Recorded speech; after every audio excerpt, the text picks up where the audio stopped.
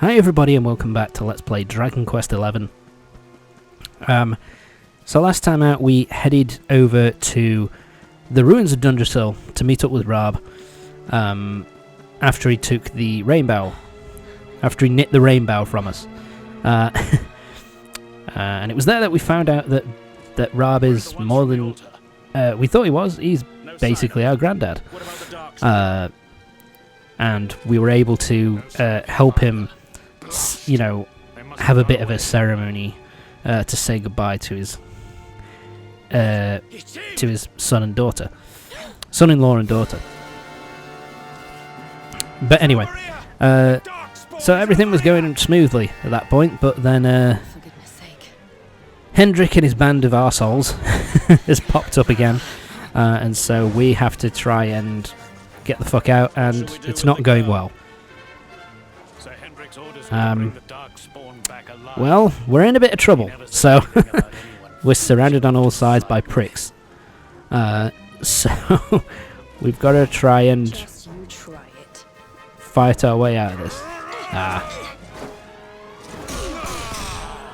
don't really love this scene from Jade.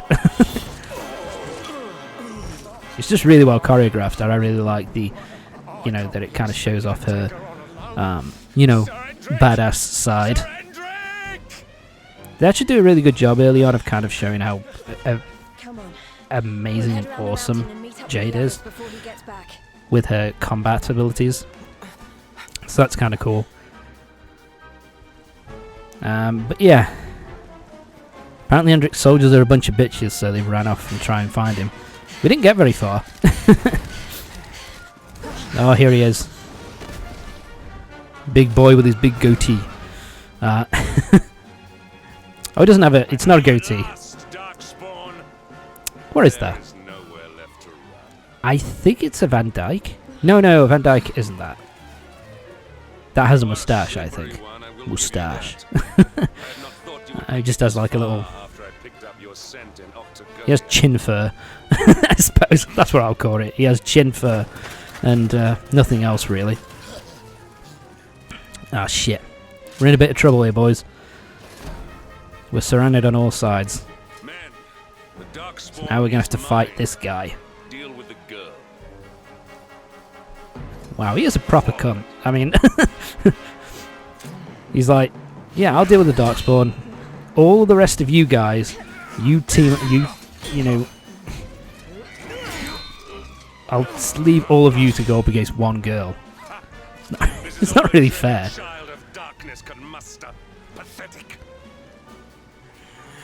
I don't have your combat experience, bitch. Leave me the fuck alone. I'm doing alright. I'm not dead yet. Although I wasn't looking where I was going there. That was kind of dumb. It also doesn't really help that I'm wearing my Dragon Quest VIII Heroes attire. Doesn't really work very well with this.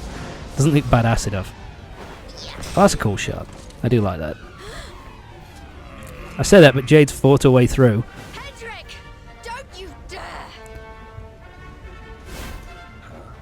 I like this little scene here where he finally notices. Oh, yeah, that's right. Surely not. So yeah, I don't do we? I can't remember. I don't remember whether we found this out last chapter, but yeah. Jade is King Carnelian's daughter, the Princess of Heliodor, who has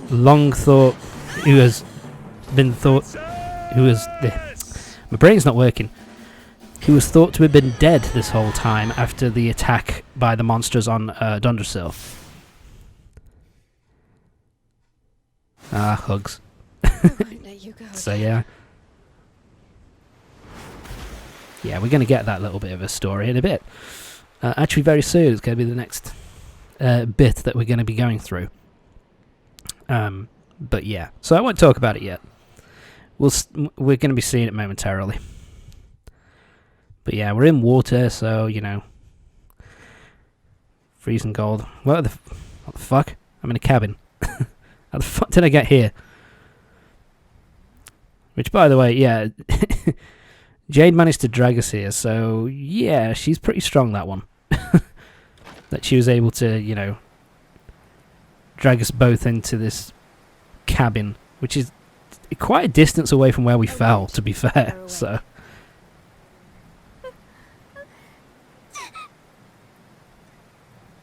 I'm soaked through. okay, that really Let's get warmed up, shall we? that doesn't suit the rest of her voice, though. To be fair, that kind of squeak toy kind of sneeze, but whatever. And her hair's not wet, I'm glad I called even though she's just been out in the rain. I couldn't have forgiven myself If it happened it again. happened again. Yeah, this is... I think this is where we get the confirmation I of what suppose happened. Rab must have told you about your mother. What the fuck are you talking about? That she sacrificed herself to save you and the Princess of Heliodor. Well, you've probably worked it out for yourself already, but Yeah, there's been quite a few hints already, Jade, to be fair. your mother said So yeah, that night, the night Dad Jade is the was Princess of Heliodor, we ran from the castle. and she was with our mom Monsters were too the night of the Dundersill castle was attacked by monsters, She died to save us. and basically she gave up her own life, pretty much Even though handed she trusted me with little baby hero over to Jade to kind of look after us while she kind of drove the monsters off, and that's how she kind of died. A hero's death, as it were.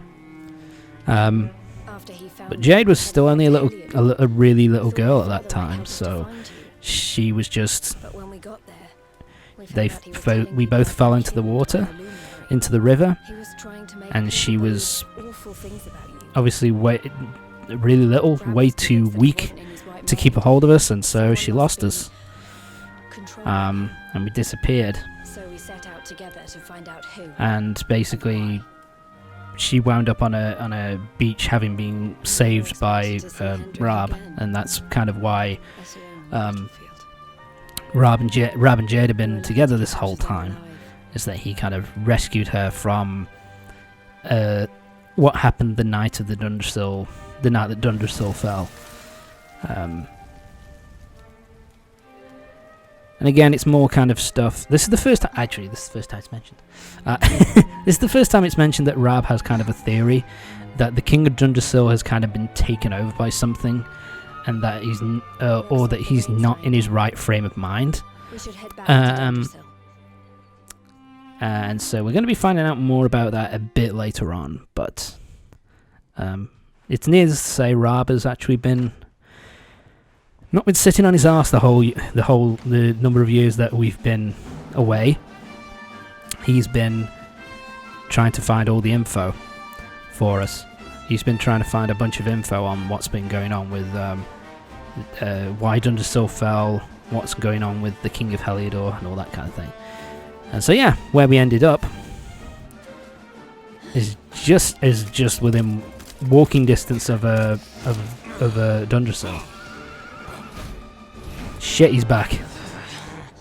What the fuck are you doing here? So I was right. I had suspected it would take more than a mere fall to put pay to the Darkspawn. Oh, for God's sake, can you stop? Can you drop the whole Darkspawn bit? I'm not a Darkspawn. I'm a good person. Fuck you. Really have been so many years since that fateful night, Princess. To see you alive and well, you cannot imagine how much this pleases me. So yeah, it's never confirmed like exactly how old she is in when Dundersill fell, but she's probably a good I know how you feel about 4 or 5 years older than us, How could I forget? because we were just born, and You don't understand I how reckon important she was this about is. 4 or 5 at the time of Dundersill You falling. have to let us go. Yeah, so she's trying to. Sworn knight of Heliodor to disobey the orders of his And this is king. where we get a little You bit have of a been away thing from with home too long, Hendrik, girl. that he's kind of like, this is just, he's not a bad guy. For the years to He's have just, changed you. Still loyal to a fault. he's just completely kind of, Wish it didn't have to come to this. he's just completely enamored with the King of Heliodor, and he has to be he has to protect his kingdom and his king no matter what. So he's not exactly a bad person. But, you know, he just feels as if these are the orders I'm going to have to fulfill, so, you know, I'm going to have to take you back to Heliodor and I'm going to have to kill the Darkspawn. So, you know, this is what's going to happen. But yeah, and again, the choreography for this scene between the fight between Jade and Hendriks is actually really fucking good.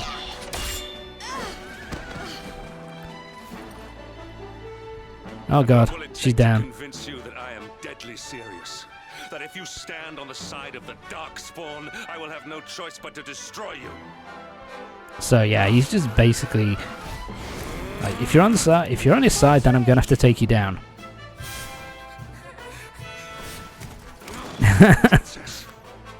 How'd you like this from Jade here? Where she's like, psych.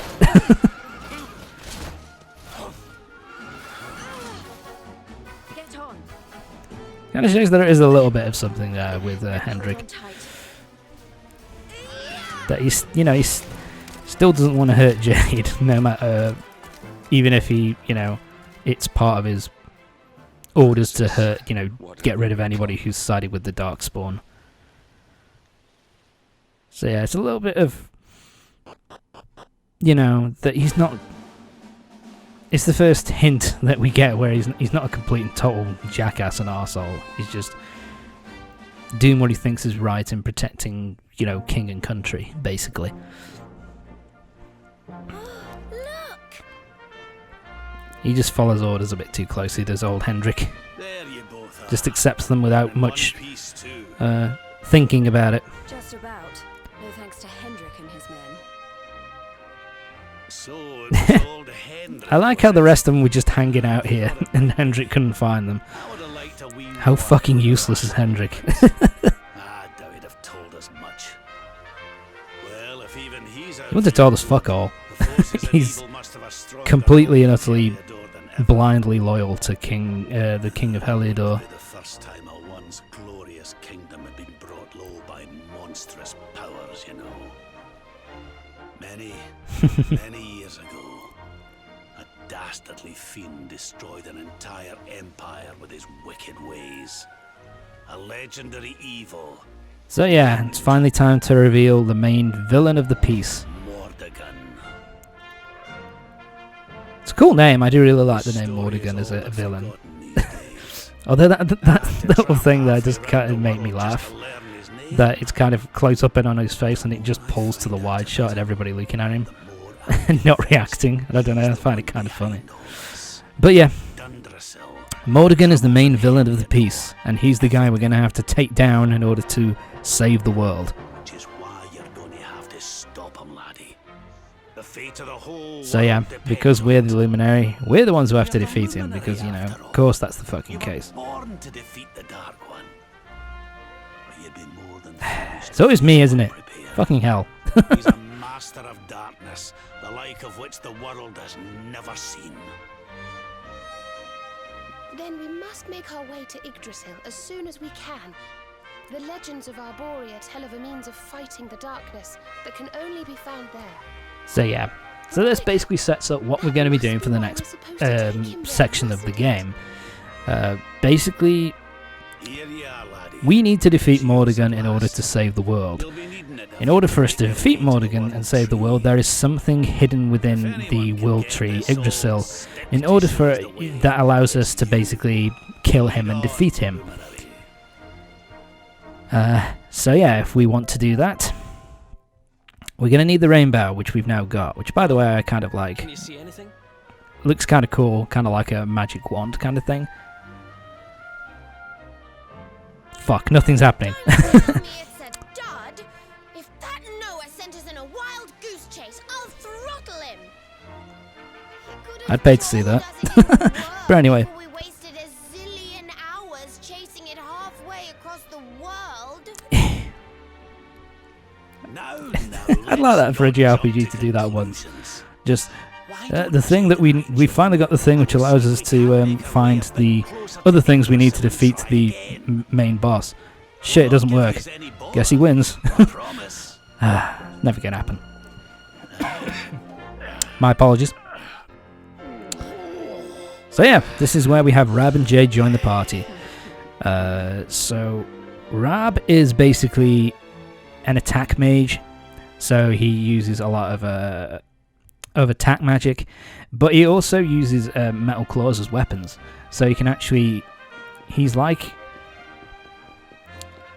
a Veronica is a glass cannon. He's more of a, his magic power is less potent, but he can also cause a lot more physical damage, and is actually a much stronger defensively. So it's actually pretty useful to have.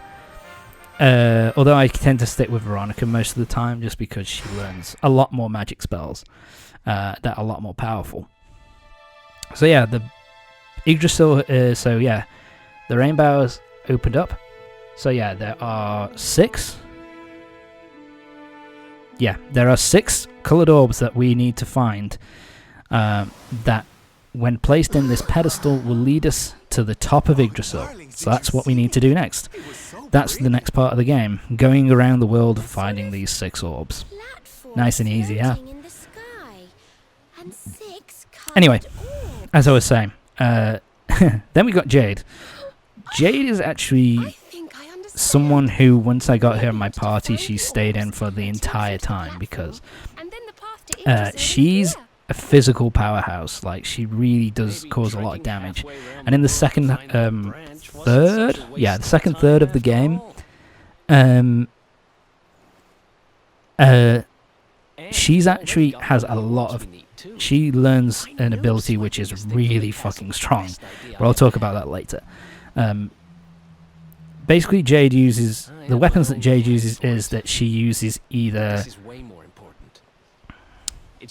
boots, like kind of shoes that she kicks with, and she also uses